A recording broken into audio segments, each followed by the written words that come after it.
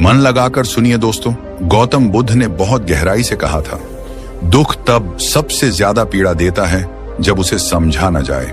दुख तब और गहरा हो जाता है जब इंसान उसे छिपाने लगता है।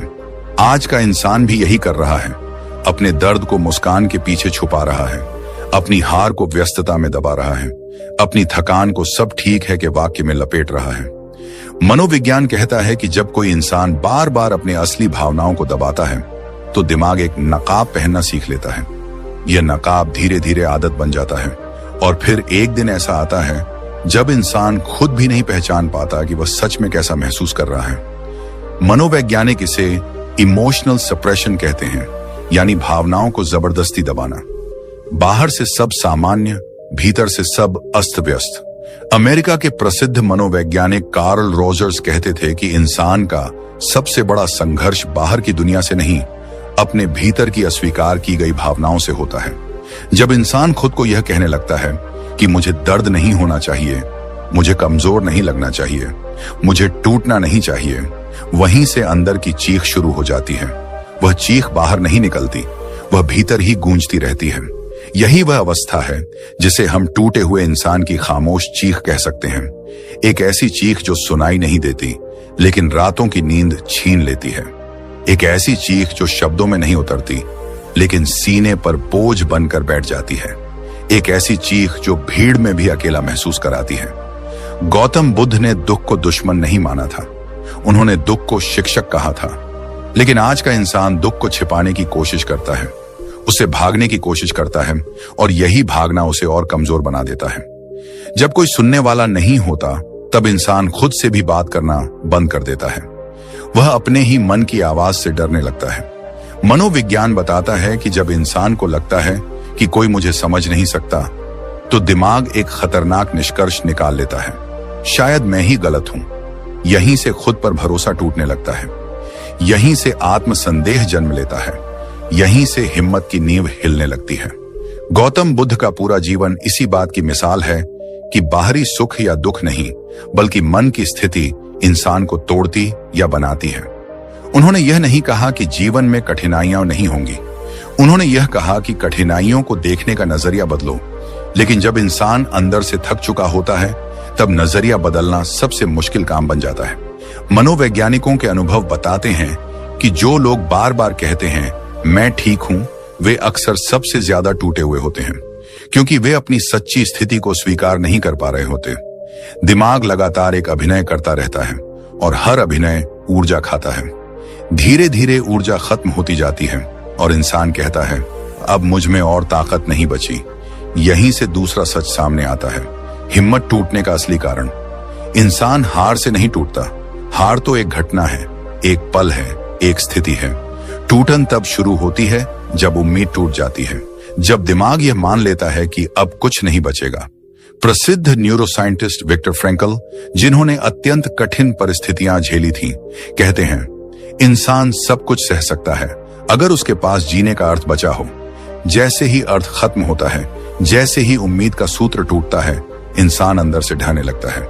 यही वह क्षण है जब हिम्मत चुपचाप विदा लेने लगती है।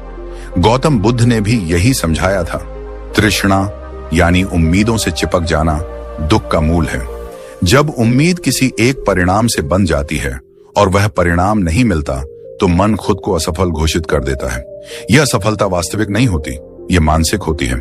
लेकिन मन के लिए मानसिक हार ही सबसे बड़ी हार होती है। मनोविज्ञान इसे लर्न्ड हेल्पलेसनेस कहता है। जब इंसान बार बार कोशिश करता है और बार बार मनचाहा परिणाम नहीं मिलता तो दिमाग यह मान लेता है कि कोशिश बेकार है, फिर वह कोशिश करना ही छोड़ देता है। यहीं से अब कुछ नहीं होगा वाली भावना जन्म लेती है। गौतम बुद्ध ने इस स्थिति को बहुत सरल शब्दों में समझाया। समझाया था, जब मन भविष्य के डर में उलझ जाता है तब वर्तमान की शक्ति खो देता है। उम्मीद टूटने का मतलब यह नहीं कि रास्ता खत्म हो गया। उम्मीद टूटने का मतलब यह होता है कि हमने रास्ते को सिर्फ एक ही मंजिल से जोड़ दिया था। रोजमर्रा के जीवन में देखिए, एक छात्र जो बार बार असफल होता है धीरे धीरे खुद को कमजोर मानने लगता है। एक नौकरी पेशा व्यक्ति जो बार बार अपमान झेलता है खुद को बेकार समझने लगता है। एक इंसान जो रिश्तों में ठोकर खाता है खुद को नापसंद किए जाने लायक मान लेता है। घटना छोटी होती है, अर्थ बहुत बड़ा बना लिया जाता है। मनोवैज्ञानिक कहते हैं, इंसान घटनाओं से नहीं टूटता, वह घटनाओं को दिए गए अर्थ से टूटता है। गौतम बुद्ध का पूरा दर्शन इसी बिंदु पर टिकता है। दुख बाहर नहीं, भीतर बनता है। दुख परिस्थिति में नहीं, प्रतिक्रिया में छिपा होता है। जब लगता है कि अब कुछ नहीं बचेगा, तब असल में बहुत कुछ बाकी होता है, लेकिन मन उस क्षण देखने की क्षमता खो देता है। हिम्मत टूटना एक अचानक होने वाली घटना नहीं है, यह धीरे धीरे होने वाली प्रक्रिया है। हर बार जब इंसान अपने दर्द को अनदेखा करता है, हर बार जब वह खुद से कहता है चलो सह लेते हैं, हर बार जब वह मदद मांगने से खुद को रोकता है, हर बार हिम्मत थोड़ी थोड़ी कम होती जाती है। गौतम बुद्ध ने करुणा की बात सिर्फ दूसरों के लिए नहीं कही थी, उन्होंने आत्म करुणा की बात कही थी। खुद के प्रति दयालु होना, खुद की थकान को स्वीकार करना, खुद के दर्द को मान्यता देना, यही वह जगह है जहां टूटन रुक सकती है। मनोविज्ञान भी आज इसी निष्कर्ष पर पहुंच चुका है। हीलिंग की शुरुआत एक्सेप्टेंस से होती है। जब इंसान यह मान लेता है कि हाँ मैं थका हूं, हाँ मैं टूटा हूं, तभी भीतर की खामोश चीख सुनाई देने लगती है, और जिस चीख को सुन लिया जाए वह धीरे धीरे शांत होने लगती है। यह शुरुआत है, अभी कहानी पूरी नहीं हुई है। अभी तो सिर्फ यह समझना शुरू हुआ है कि टूटन कैसे जन्म लेती है, हिम्मत कैसे धीरे धीरे विदा लेती है, और मन कैसे खुद ही अपना सबसे बड़ा दुश्मन बन जाता है। यहीं से आगे वह रास्ता खुलता है जहां समझ आएगा कि मन की यह चाल कैसे रोकी जा सकती है, और गौतम बुद्ध का मौन ज्ञान कैसे भीतर की ताकत बन सकता है। और यहीं से कहानी आगे बढ़ती है, क्योंकि जब इंसान यह समझने लगता है कि टूटन धीरे धीरे जन्म लेती है, तभी एक और गहरी सच्चाई सामने आती है। यह सच्चाई मन और दिमाग के उस खेल की है जिसे हम अक्सर अपना सच मान लेते हैं, जबकि वह सच नहीं होता, वह सिर्फ एक चाल होती है। मन बहुत मासूम दिखाई देता है, लेकिन दिमाग बेहद चालाक होता है। मनोविज्ञान कहता है कि दिमाग का पहला काम हमें आगे बढ़ाना नहीं, बल्कि हमें सुरक्षित रखना है। सुरक्षित रखने की यह प्रवृत्ति ही वह जाल है जिसमें इंसान अक्सर फंस जाता है। दिमाग खतरे को बढ़ा चढ़ाकर दिखाता है, ताकि इंसान वही करे जो परिचित है, जो जाना पहचाना है, जो भले ही दुखद हो लेकिन अनजाना नहीं है। जब भी इंसान कुछ नया करने की सोचता है, जब भी वह डर के बावजूद आगे बढ़ने का मन बनाता है, उसी क्षण दिमाग भीतर से एक आवाज छोड़ता है, मत कर, फिर से चोट लगेगी, पहले भी तो असफल हुआ था, इस बार भी वही होगा। यह आवाज बहुत तर्क संगत लगती है, क्योंकि यह डर के लिबास में आती है, और डर जब तर्क की भाषा बोलने लगता है तो इंसान उसे सच मान लेता है। मनोवैज्ञानिक इसे survival bias of the brain कहते हैं। दिमाग भविष्य को नहीं देखता, वह सिर्फ बीते अनुभवों को उठाकर वर्तमान पर थोप देता है। अगर कभी असफलता मिली तो दिमाग यह नहीं पूछता कि परिस्थितियां क्या थीं, समय क्या था, तुम कितने बदले हो। वह बस ये कह देता है, देखा था, मैंने पहले ही कहा था। यहीं से सबसे बड़ी गलती शुरू होती है, असफलता को स्थायी मान लेने की गलती, एक घटना को पहचान बना लेना, एक हार को अंतिम सच समझ लेना। महान मनोवैज्ञानिक अल्बर्ट एलिस कहते थे कि इंसान की पीड़ा घटनाओं से नहीं, उसकी मान्यताओं से पैदा होती है। अगर कोई असफलता को यह मान्यता दे दे कि मैं हमेशा असफल रहूंगा, तो वही असफलता जड़ बन जाती है। लेकिन अगर वही असफलता यह सिखा दे कि यह एक चरण था, तो वही अनुभव सीढ़ी बन सकता है। दिमाग डर को सबूत बनाकर पेश करता है। वह कहता है, डर लग रहा है मतलब खतरा है, जबकि मनोविज्ञान साफ कहता है कि डर हमेशा खतरे का संकेत नहीं होता। कई बार डर सिर्फ बदलाव का संकेत होता है। नोबेल पुरस्कार विजेता डैनियल काहनमैन ने बताया था कि हमारा दिमाग तेज फैसले लेने के लिए बना है, सही फैसले लेने के लिए नहीं। वह तुरंत निष्कर्ष चाहता है ताकि अनिश्चितता से बच सके, और यही जल्दबाजी इंसान को पीछे खींच लेती है। गौतम बुद्ध ने इस मन की चाल को बहुत पहले पहचान लिया था। उन्होंने कहा था, मन अगर नियंत्रित ना हो तो वही तुम्हारा सबसे बड़ा शत्रु बन जाता है। बुद्ध ने मन को दबाने की बात नहीं की, उन्होंने मन को देखने की बात की। देखना बिना लड़ाई के, समझना बिना भागे। दुख से भागना मन की आदत है, दुख को समझना चेतना की शुरुआत है। यही बुद्ध का मौन संदेश था। आज का इंसान दुख आते ही उससे बचने की कोशिश करता है, कभी व्यस्तता में, कभी नशे में, कभी सोशल मीडिया में, कभी झूठी मुस्कान में। लेकिन मनोविज्ञान कहता है, जो दबाया जाता है वह मिटता नहीं, वह भीतर ही भीतर और गहराता है। फ्रायड ने कहा था कि अनसुलझी भावनाएं खत्म नहीं होती, वे छिप जाती हैं और सही समय पर और ताकत के साथ बाहर आती हैं। गौतम बुद्ध ने भी यही कहा था, बस भाषा अलग थी। उन्होंने कहा, जिसे समझा नहीं गया वही बार बार लौट कर आता है। दुख क्यों आता है? यह सवाल इंसान सदियों से पूछता आ रहा है, लेकिन बुद्ध ने इस सवाल को थोड़ा मोड़ दिया। उन्होंने पूछा, दुख से हम सीखते क्या हैं? मनोविज्ञान बताता है कि दुख दिमाग की उस जगह को सक्रिय करता है जहां आत्मचिंतन होता है, जहां इंसान पहली बार रुककर अपने जीवन को देखता है। सुख में इंसान बहता है, दुख में इंसान ठहरता है। बुद्ध ने ठहराव को शक्ति कहा था, क्योंकि ठहराव में ही देखने की क्षमता पैदा होती है। जब इंसान दुख से भागता नहीं बल्कि उसे समझने बैठता है, तभी उसे यह एहसास होता है कि दुख किसी सजा की तरह नहीं आया, वह एक संकेत की तरह आया है। डर को सच मान लेना मन की सबसे बड़ी भूल है। डर भविष्य की कल्पना है, सच वर्तमान का अनुभव है। लेकिन दिमाग डर को इतना सजीव बना देता है कि वह वर्तमान से ज्यादा वास्तविक लगने लगता है। मनोवैज्ञानिक कहते हैं कि इंसान जिन चीजों से सबसे ज्यादा डरता है उनमें से ज्यादातर कभी होती ही नहीं, लेकिन डर का असर असली होता है। वह निर्णय रोक देता है, वह हिम्मत चुरा लेता है, वह आत्मविश्वास को धीरे धीरे खोखला कर देता है। गौतम बुद्ध ने कहा था, भय भविष्य में रहता है, शांति वर्तमान में। जो वर्तमान में टिक गया, डर उसका कुछ नहीं बिगाड़ सकता। लेकिन वर्तमान में टिकना आसान नहीं, क्योंकि मन भटकने में माहिर है। जब असफलता को स्थायी मान लिया जाता है, तब इंसान खुद को बदलने की संभावना ही खत्म कर देता है। मनोविज्ञान इसे फिक्स्ड माइंडसेट कहता है। यह मान लेना कि मैं ऐसा ही हूं, मैं बदल नहीं सकता। इसके विपरीत ग्रोथ माइंडसेट यह कहता है कि हर अनुभव, चाहे अच्छा हो या बुरा, इंसान को विस्तार देता है। बुद्ध का पूरा मार्ग इसी विस्तार की ओर था। उन्होंने कहा, जीवन स्थिर नहीं है, सब कुछ बदल रहा है। अगर दुख आया है तो वह भी बदलेगा, अगर डर है तो वह भी स्थायी नहीं है। लेकिन मन बदलाव से डरता है, क्योंकि बदलाव नियंत्रण छीन लेता है। दिमाग नियंत्रण चाहता है, बुद्ध चेतना चाहते थे।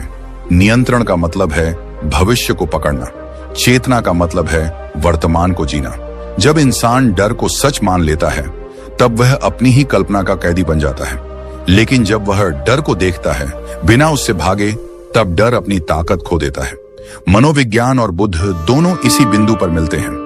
आज के कई महान न्यूरोसाइंटिस्ट कहते हैं कि ध्यान यानी माइंडफुलनेस दिमाग के डर वाले हिस्से को शांत करता है। बुद्ध ने इसे ध्यान कहा था, आज विज्ञान इसे न्यूरल रिवायरिंग कहता है। नाम बदले हैं, सत्य वही है। दुख को समझना, डर को देखना, असफलता को अस्थायी मानना, यही वह मौन अभ्यास है जो बुद्ध ने सिखाया। उन्होंने कभी ऊंची आवाज में नहीं कहा, उनका संदेश शांति में था। और यहीं से कहानी एक ऐसे मोड़ पर पहुंचती है जहां समझ सिर्फ शब्द नहीं रह जाती, बल्कि एक जीवित अनुभव बन जाती है। अब बात केवल मन की चाल या डर की कल्पना की नहीं रहती। अब बात उस सच्चाई की होती है जिसे देख लिया जाए तो इंसान फिर पहले जैसा नहीं रह पाता। गौतम बुद्ध के समय की बात है। एक युवक था, नाम किसी इतिहास में दर्ज नहीं है, क्योंकि बुद्ध की कहानियों में नाम से ज्यादा मन की अवस्था महत्वपूर्ण होती थी। वह युवक बाहर से बिल्कुल सामान्य दिखता था, लेकिन भीतर से पूरी तरह टूट चुका था। उसने जीवन में बहुत कुछ खो दिया था, सम्मान, भरोसा, दिशा। हर कोशिश के बाद असफलता मिली थी। अब वह इस निष्कर्ष पर पहुंच चुका था कि उसके जीवन में कुछ भी बदल नहीं सकता। वह रोज बुद्ध के पास बैठता, लेकिन कभी कुछ पूछता नहीं, बस बैठा रहता चुपचाप। एक दिन बुद्ध ने स्वयं उसे कहा, तुम रोज यहाँ आते हो, लेकिन तुम्हारी आंखें कहीं और भटकती रहती हैं। युवक ने पहली बार बोलने की हिम्मत की और कहा, मैं यहाँ इसलिए आता हूँ क्योंकि मेरे भीतर बहुत शोर है, लेकिन अब मुझे किसी उत्तर पर भरोसा नहीं रहा। मैं थक चुका हूँ कोशिश करते करते। ये वाक्य सुनते ही बुद्ध मुस्कुराए। उन्होंने कोई उपदेश नहीं दिया, उन्होंने कोई समाधान नहीं बताया। उन्होंने बस इतना कहा, तो तुम सही जगह आ गए हो। युवक चौंक गया। वो सोच रहा था कि थक जाना कमजोरी है, हार है, लेकिन बुद्ध ने थकान को गलत नहीं ठहराया। उन्होंने कहा, जब तक मन भागता रहता है वह थकता नहीं, लेकिन जिस दिन वह रुकता है थकान सामने आती है। और थकान कोई दुश्मन नहीं है, वह एक संकेत है कि अब भागना बंद करना चाहिए। मनोविज्ञान आज इसी बात को दूसरे शब्दों में कहता है। जब इंसान लगातार प्रयास करता है, लगातार खुद को साबित करने में लगा रहता है, तो उसका दिमाग ओवरड्राइव मोड में चला जाता है। इस अवस्था में थकान महसूस नहीं होती, लेकिन नुकसान होता रहता है। जैसे ही इंसान रुकता है, सारी दबाई हुई थकान, सारा दबा हुआ दर्द एक साथ सामने आ जाता है और तब इंसान डर जाता है, सोचता है कि वह टूट गया है। लेकिन बुद्ध ने उस युवक को टूटे हुए के रूप में नहीं देखा, उन्होंने उसे जागरूक होते हुए देखा। बुद्ध ने उसे एक दिन नदी के किनारे बैठाया। उन्होंने कहा, इस नदी को देखो। युवक ने कहा, मैं तो इसे रोज देखता हूँ। बुद्ध बोले, नहीं, तुम इसे देखते नहीं, तुम इसे जानते हो। देखने और जानने में अंतर है। फिर बुद्ध ने कहा, जब नदी के रास्ते में पत्थर आता है तो क्या नदी रुक जाती है? युवक ने कहा, नहीं, वह रास्ता बदल लेती है। बुद्ध ने मुस्कुराकर कहा, और क्या नदी खुद को असफल मान लेती है? युवक चुप हो गया। यहीं पर बुद्ध ने वह मौन संदेश दिया जो सदियों बाद भी उतना ही जीवित है। उन्होंने कहा, दुख तब आता है जब मन खुद को पत्थर से टकराने वाला पानी समझ लेता है, न कि रास्ता खोजने वाली नदी। दुख इसलिए नहीं आता कि रास्ते में बाधा है, दुख इसलिए आता है कि हम मान लेते हैं कि बाधा अंतिम है। मनोविज्ञान। लेकिन मेरा मन बार बार कहता है कि अब कुछ नहीं बचेगा। बुद्ध ने कहा, मन का काम कहना है, तुम्हारा काम सुनना नहीं, देखना है। यह वाक्य बहुत साधारण लगता है, लेकिन इसके भीतर गहरी मनोवैज्ञानिक समझ छिपी है। आज के न्यूरोसाइंटिस्ट कहते हैं कि दिमाग लगातार विचार पैदा करता है, लेकिन हर विचार सत्य नहीं होता। विचार एक घटना है, आदेश नहीं। बुद्ध ने यही बात हजारों साल पहले समझा दी थी। मन बोलेगा, डर दिखाएगा, भविष्य बनाएगा, लेकिन चेतना का काम है यह देखना कि वह सब सिर्फ मन की गतिविधि है। युवक धीरे धीरे समझने लगा कि उसका दुख असफलता से नहीं, असफलता की व्याख्या से पैदा हुआ है। वह हर हार को अपने अस्तित्व पर हमला समझ बैठा था। बुद्ध ने उसे सिखाया कि हार एक घटना है, लेकिन मैं हार गया एक कहानी है, और इंसान सबसे ज्यादा कहानियों से ही बंधा रहता है। मनोविज्ञान कहता है कि इंसान अपने जीवन को एक कथा की तरह जीता है। अगर कथा यह हो कि मैं हमेशा गलत हूं, तो हर अनुभव उसी कथा को मजबूत करेगा। लेकिन अगर कथा बदल जाए तो वही अनुभव नया अर्थ लेने लगता है। बुद्ध ने युवक से कहा, दुख इसलिए आता है ताकि तुम उस कहानी को देख सको जिसे तुम बार बार खुद को सुना रहे हो। अगर दुख ना हो तो इंसान कभी रुककर नहीं देखता। युवक ने पहली बार यह महसूस किया कि उसका दर्द कोई सज्जा नहीं था, वह एक आमंत्रण था, अपने भीतर झांकने का आमंत्रण। आधुनिक मनोविज्ञान भी आज यही मानता है कि दुख ट्रांसफॉर्मेशनल एक्सपीरियंस हो सकता है, यानी ऐसा अनुभव जो इंसान को तोड़ता नहीं बल्कि पुराने ढांचे से बाहर निकालता है। लेकिन यह तभी होता है जब इंसान दुख से भागता नहीं। बुद्ध के समय की यह कहानी इसलिए अद्वितीय है क्योंकि इसमें समाधान बाहर से नहीं दिया गया। कोई चमत्कार नहीं हुआ, कोई तत्काल सुख नहीं मिला तो सिर्फ देखने का नया नजरिया। युवक कुछ समय बाद फिर बुद्ध के पास आया। उसके जीवन की परिस्थितियां बदली नहीं थीं, समस्याएं अभी भी थीं, लेकिन उसकी आंखों में वही भय नहीं था, वह शांत था। बुद्ध ने उससे पूछा, अब तुम्हें क्या बदला हुआ लगता है? युवक ने कहा, अब मुझे यह डर नहीं लगता कि दुख मुझे खत्म कर देगा। अब मैं दुख को सुन सकता हूं। यही बुद्ध का मौन ज्ञान था। दुख से लड़ना नहीं, दुख को समझना। दुख को समझना मतलब यह देखना कि वह किससे पैदा हो रहा है, हमारी अपेक्षाओं से, हमारी जिद से, हमारी स्थिर सोच से। मनोविज्ञान इसे इनसाइट हीलिंग कहता है। जब इंसान को अपने पैटर्न दिखने लगते हैं, तब बदलाव बिना जोर लगाए शुरू हो जाता है। बुद्ध ने इसे जागरूकता कहा था। यह कहानी हमें यहां तक लाती है। अब यह साफ होने लगता है कि दर्द केवल पीड़ा नहीं, एक संकेत है। एक संकेत कि मन किस जगह अटका हुआ है, एक संकेत की सोच किस जगह कठोर हो गई है। यहीं से आगे वह समझ जन्म लेती है जहां दर्द को दुश्मन नहीं, शिक्षक की तरह देखा जा सकता है। और यही वह बिंदु है, और यहीं से वह समझ और गहरी होने लगती है। क्योंकि जब इंसान यह देख लेता है कि दुख कोई दुर्घटना नहीं बल्कि एक संदेश है, तब जीवन को देखने का पूरा नजरिया बदलने लगता है।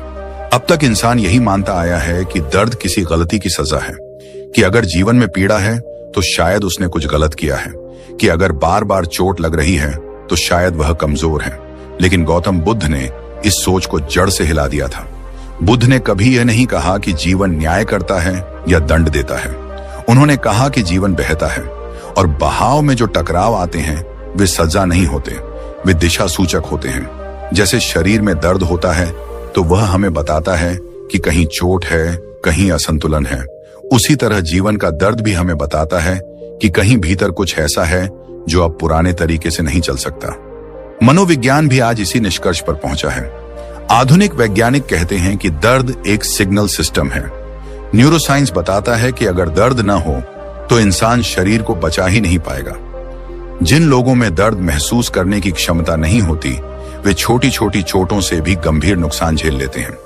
ठीक यही बात मानसिक और भावनात्मक दर्द पर भी लागू होती है। जब जीवन में बार बार एक ही तरह का दुख आता है तो वह यह नहीं कह रहा होता कि तुम गलत हो, वह यह कह रहा होता है कि तुम बदल नहीं रहे। बुद्ध ने कहा था, जो बदलता नहीं वही दुख पाता है, क्योंकि जीवन परिवर्तन है और जो परिवर्तन के विरुद्ध खड़ा होता है वही सबसे ज्यादा टूटता है। दर्द हमें यह नहीं बताता कि हम असफल हैं। दर्द हमें यह बताता है कि अब वही पुराने रास्ते आगे नहीं ले जाएंगे, लेकिन मन इसे सजा मान लेता है और यहीं से पीड़ा दोगुनी हो जाती है। एक तो दुख, ऊपर से अपराध बोध, एक तो चोट, ऊपर से खुद को दोषी ठहराना। मनोवैज्ञानिक कार्ल युंग ने कहा था, जिसे हम चेतना में स्वीकार नहीं करते वही भाग्य बनकर हमारे सामने आता है, यानी जिसे हम समझने से बचते हैं वही दर्द बनकर लौटता है। बुद्ध ने इसे कर्म नहीं अज्ञान कहा था। उन्होंने कहा, दुख अज्ञान से पैदा होता है और अज्ञान ज्ञान से मिटता है। जब इंसान यह समझने लगता है कि दर्द कोई सजा नहीं बल्कि एक संकेत है, तभी वह अगले स्तर पर पहुंचता है। वह स्तर जहां सब कुछ छिन जाने का अनुभव आता है। और यह अनुभव बाहर से बहुत डरावना लगता है, लेकिन भीतर से यही वह क्षण होता है जहां असली शक्ति जन्म लेती है। जब कुछ भी बचा नहीं लगता, जब पहचान टूट जाती है, जब सहारे गिर जाते हैं, जब जिन पर भरोसा था वे दूर हो जाते हैं, तब इंसान पहली बार खुद के सामने नग्न खड़ा होता है। न कोई मुखौटा, न कोई भूमिका, न कोई प्रमाण। गौतम बुद्ध ने इसी अवस्था को सबसे शक्तिशाली माना। उन्होंने कहा, जब इंसान के पास खोने को कुछ नहीं बचता, तभी वह मुक्त होता है, क्योंकि डर हमेशा खोने से पैदा होता है। और जब खोने को कुछ नहीं तो डर किस बात का? मनोविज्ञान इसे ईगो कोलैप्स कहता है। जब बाहरी पहचानें टूटती हैं, तब अहंकार कमजोर होता है और अहंकार के कमजोर होते ही चेतना का विस्तार शुरू होता है। यही वह क्षण होता है जहां इंसान या तो पूरी तरह बिखर जाता है या पूरी तरह नया बन जाता है। बुद्ध के जीवन को देखें, उन्होंने सब कुछ छोड़ा था, राजसी सुख, सुरक्षा, पहचान, लेकिन उन्होंने इसे त्याग नहीं कहा, उन्होंने इसे जागरण कहा, क्योंकि जब तक इंसान किसी चीज से चिपका रहता है वह उसी का कैदी बना रहता है। आधुनिक मनोविज्ञान भी मानता है कि सबसे बड़े परिवर्तन अक्सर सबसे बड़े नुकसान के बाद आते हैं। इसे पोस्ट ट्रॉमेटिक ग्रोथ कहा जाता है, यानी आघात के बाद का विकास। यह वही अवस्था है जहां इंसान पहले से ज्यादा गहरा, ज्यादा सशक्त, ज्यादा सचेत बन सकता है। लेकिन यह तभी होता है जब इंसान दुख को अपना शत्रु नहीं बनाता, जब वह यह नहीं कहता कि मेरे साथ ही ऐसा क्यों, बल्कि यह पूछता है कि यह मुझे क्या सिखाने आया है। जब सब कुछ छिन जाता है, तब इंसान सबसे खतरनाक नहीं इसलिए बनता कि वह हिंसक हो जाता है, वह खतरनाक इसलिए बनता है क्योंकि वह डर से मुक्त हो जाता है। वह अब समाज की अपेक्षाओं से नहीं चलता, वह अब तुलना के बोझ से नहीं दबता, वह अब बीते कल की कहानियों से खुद को परिभाषित नहीं करता। और यहीं से एक और गहरी समस्या सामने आती है, हार मानने की आदत। हार एक घटना है, हार मानना एक आदत, और आदतें एक दिन में नहीं बनती, वे रोज रोज के छोटे छोटे विचारों से बनती हैं। जब इंसान बार बार खुद से कहता है, मुझसे नहीं होगा, मैं कमजोर हूं, मैं दूसरों जैसा नहीं हूं, तो दिमाग इन्हें तथ्य मान लेता है। मनोविज्ञान कहता है कि दिमाग बार बार सुनी गई बातों को सच मानने लगता है, चाहे वे सच हों या नहीं। इसे सेल्फ फुलफिलिंग प्रोफेसी कहा जाता है, यानी जो हम खुद के बारे में मान लेते हैं वही धीरे धीरे सच बन जाता है। बुद्ध ने इसे संस्कार कहा था। बार बार दोहराए गए विचार मन की आदत बन जाते हैं। दूसरों से तुलना करना इस आदत को और गहरा कर देता है। आज का इंसान तुलना में जी रहा है, किसी के पास ज्यादा है, किसी की जिंदगी बेहतर दिख रही है, कोई जल्दी सफल हो गया। लेकिन बुद्ध ने कहा था, तुलना दुख का सबसे सूक्ष्म रूप है, क्योंकि तुलना में इंसान कभी पूरा नहीं होता। मनोवैज्ञानिक कहते हैं कि तुलना दिमाग के उसी हिस्से को सक्रिय करती है जो हीनता और ईर्ष्या से जुड़ा होता है, और जब यह हिस्सा बार बार सक्रिय होता है तो आत्म मूल्य धीरे धीरे गिरने लगता है। फिर इंसान कोशिश करने से पहले ही मान लेता है कि वह पीछे है। बीते कल में फंसे रहना इस आदत की आखिरी कड़ी है। बार बार पुराने दर्द को दोहराना, पुरानी गलतियों को आज की पहचान बना लेना, पुरानी हार को भविष्य की तस्वीर मान लेना। मनोविज्ञान इसे रूमिनेशन कहता है, यानी एक ही विचार को बार बार चबाते रहना। बुद्ध ने कहा था, जो बीत गया वह स्मृति है, जो आने वाला है वह कल्पना है, और जो वास्तविक है वह यही क्षण है। लेकिन मन या तो स्मृति में उलझा रहता है या कल्पना में डूबा रहता है, और वर्तमान जहां शक्ति होती है वह छूट जाता है। हार मानने की आदत इसी तरह बनती है, धीरे धीरे, चुपचाप, बिना शोर किए। और एक दिन इंसान कहता है, मुझ में अब कुछ नहीं बचा, जबकि सच यह होता है कि सब कुछ अब भी वहीं होता है, बस मन ने देखना बंद कर दिया होता है। गौतम बुद्ध का मौन सत्य यही था, ताकत बाहर नहीं आती, वह भीतर प्रकट होती है। दर्द उसे जगाने आता है, नुकसान उसे उजागर करने आता है, और हार की आदत उसे छिपाने आती है। यहीं पर यह यात्रा एक और मोड़ लेती है। अब सवाल यह नहीं रह जाता कि दुख क्यों आया या सब कुछ क्यों छिन गया। अब सवाल यह बनने लगता है कि मन को कैसे फिर से प्रशिक्षित किया जाए ताकि वह हमें पीछे न खींचे, बल्कि हमारे साथ आगे चले। और यही वह जगह है, और यहीं से यात्रा उस सबसे गहरे सूत्र तक पहुंचती है जिसे गौतम बुद्ध ने न तो जोर से कहा, न किसी ग्रंथ में थोप दिया, बल्कि अपने पूरे जीवन से जिया। सूत्र बहुत साधारण है, लेकिन उतना ही क्रांतिकारी भी। नियंत्रण बाहर नहीं, भीतर चाहिए। दुनिया को बदलने की कोशिश इंसान सदियों से करता आया है, लेकिन खुद को बदलने की हिम्मत बहुत कम लोग जुटा पाते हैं। और यही अंतर है दुख में जीने वाले और मुक्त होने वाले इंसान के बीच। बुद्ध ने यह कभी नहीं कहा कि हालात बदलना आसान है। उन्होंने साफ देखा था कि दुनिया अनिश्चित है, लोग बदलते हैं, परिस्थितियां पलटती हैं, और जीवन किसी के आदेश से नहीं चलता। इसलिए उन्होंने बाहर की दुनिया से लड़ने की शिक्षा नहीं दी, उन्होंने भीतर की दुनिया को समझने का मार्ग दिखाया। क्योंकि जो इंसान बाहर जीतना चाहता है वह हमेशा किसी न किसी से हारता रहेगा, लेकिन जो भीतर जीतना सीख लेता है उसके लिए हार का अर्थ ही बदल जाता है। मनोविज्ञान भी आज यही कहता है, बस शब्द अलग हैं। आधुनिक वैज्ञानिक बताते हैं कि इंसान का सबसे बड़ा तनाव इस बात से पैदा होता है कि वह उन चीजों को नियंत्रित करना चाहता है जो उसके नियंत्रण में हैं ही नहीं। दूसरों की सोच, भविष्य का परिणाम, बीते हुए कल की गलतियां। दिमाग इन्हें पकड़कर बैठ जाता है और यहीं से थकान जन्म लेती है। प्रसिद्ध मनोवैज्ञानिक जूलियन रॉटर ने इसे लोकस ऑफ कंट्रोल कहा था। जब इंसान यह मान लेता है कि उसकी शांति और पीड़ा बाहर की घटनाओं पर निर्भर है, तो वह लगातार असहाय महसूस करता है। लेकिन जब वही इंसान यह समझने लगता है कि उसकी प्रतिक्रिया, उसका दृष्टिकोण, उसका मन उसके हाथ में है, तभी भीतर की शक्ति जागती है। बुद्ध ने इसे और सरल शब्दों में कहा था, तुम संसार को जैसा है वैसा स्वीकार करो, लेकिन मन को जैसा है वैसा मत छोड़ो। मन को समझो, मन को साधो, मन को देखो। यही साधना थी, यही असली विजय। आज का इंसान इसलिए सबसे ज्यादा थका हुआ है क्योंकि वह हर पल कहीं और पहुंचना चाहता है। शरीर यहां है, मन वहां है। दिन भागते हैं, लेकिन मन को ठहरने की आदत नहीं रही। हर समय कुछ सोचना है, कुछ बनना है, कुछ साबित करना है।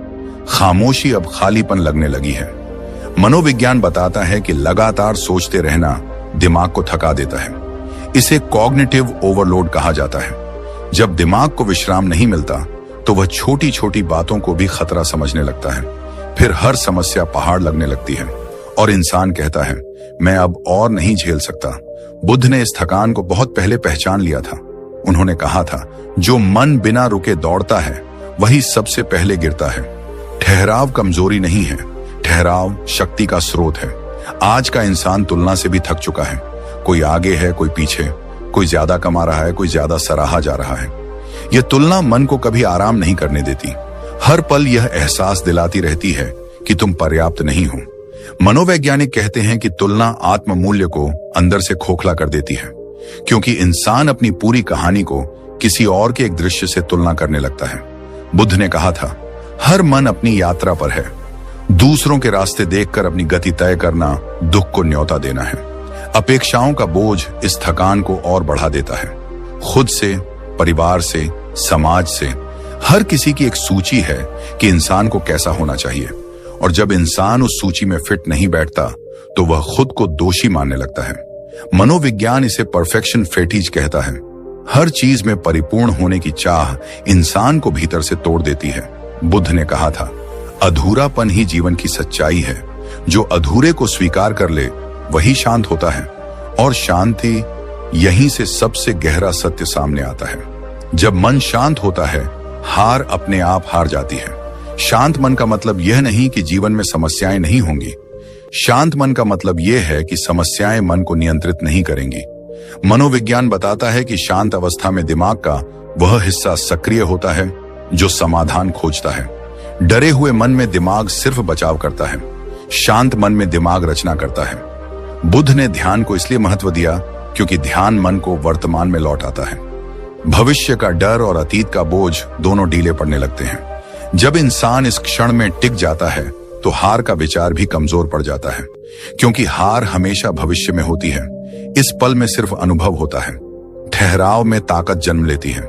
यह वाक्य सुनने में उल्टा लगता है, क्योंकि दुनिया हमें दौड़ना सिखाती है, लेकिन बुद्ध ने कहा था, जो रुक सकता है वही सही दिशा चुन सकता है, और जो सही दिशा चुन ले उसे हर मोड़ पर लड़ना नहीं पड़ता।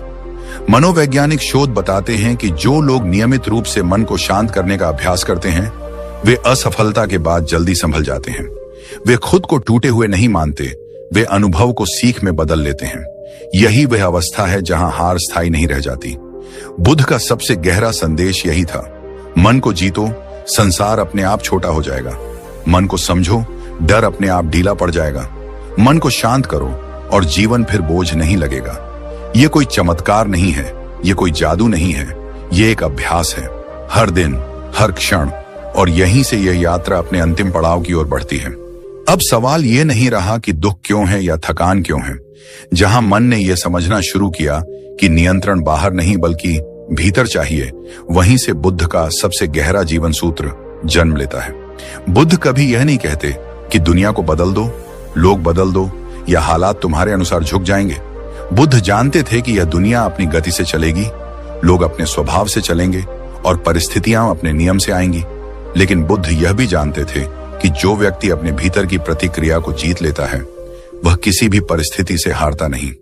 मनोविज्ञान भी आज यही कहता है कि हमारे दुखों का असली कारण घटनाएं नहीं होती, बल्कि उन घटनाओं पर हमारी प्रतिक्रिया होती है। जब नियंत्रण बाहर खोजा जाता है तो मन थकता है, लेकिन जब नियंत्रण भीतर पाया जाता है तो मन शांत होता है। यही कारण है कि बुद्ध के लिए असली विजय युद्ध जीतना नहीं था, बल्कि मन की अशांति को जीतना था।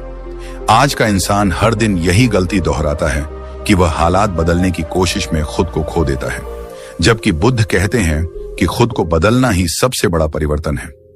आज का इंसान शायद इतिहास का सबसे थका हुआ इंसान है। उसके पास सुविधाएं हैं, तकनीक है, तेज रफ्तार है, लेकिन शांति नहीं है। मनोविज्ञान कहता है कि अत्यधिक सोच, जिसे ओवर थिंकिंग कहा जाता है, आज की सबसे बड़ी मानसिक बीमारी बन चुकी है। महान मनोवैज्ञानिक कार्ल युंग ने कहा था कि जो व्यक्ति अपने भीतर के शोर से नहीं निपटता, वह बाहर की दुनिया में कभी शांति नहीं पा सकता।